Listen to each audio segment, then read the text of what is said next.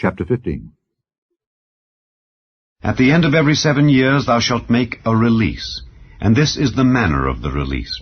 Every creditor that lendeth aught unto his neighbor shall release it. He shall not exact it of his neighbor or of his brother, because it is called the Lord's release.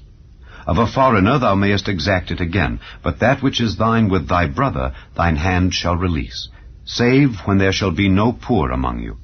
For the Lord shall greatly bless thee in the land which the Lord thy God giveth thee for an inheritance to possess it, only if thou carefully hearken unto the voice of the Lord thy God, to observe to do all these commandments which I command thee this day.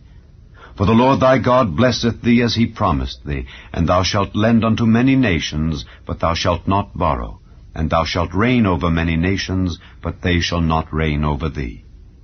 If there be among you a poor man of one of thy brethren within any of thy gates in thy land which the Lord thy God giveth thee, thou shalt not harden thine heart, nor shut thine hand from thy poor brother, but thou shalt open thine hand wide unto him, and shalt surely lend him sufficient for his need in that which he wanteth.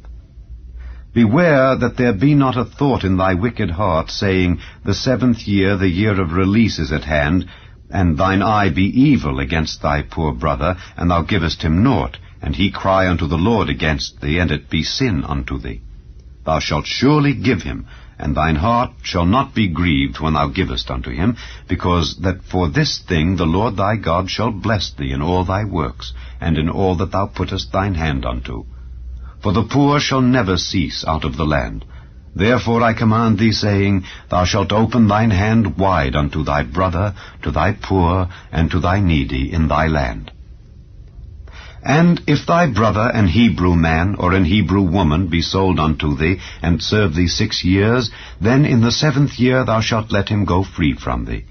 And when thou sendest him out free from thee, thou shalt not let him go away empty. Thou shalt furnish him liberally out of thy flock, and out of thy floor, and out of thy winepress. Of that wherewith the Lord thy God hath blessed thee, thou shalt give unto him. And thou shalt remember that thou wast a bondman in the land of Egypt, and the Lord thy God redeemed thee. Therefore I command thee this thing today. And it shall be, if he say unto thee, I will not go away from thee, because he loveth thee and thine house, because he is well with thee, then thou shalt take an awl, and thrust it through his ear unto the door, and he shall be thy servant forever. And also unto thy maidservant thou shalt do likewise.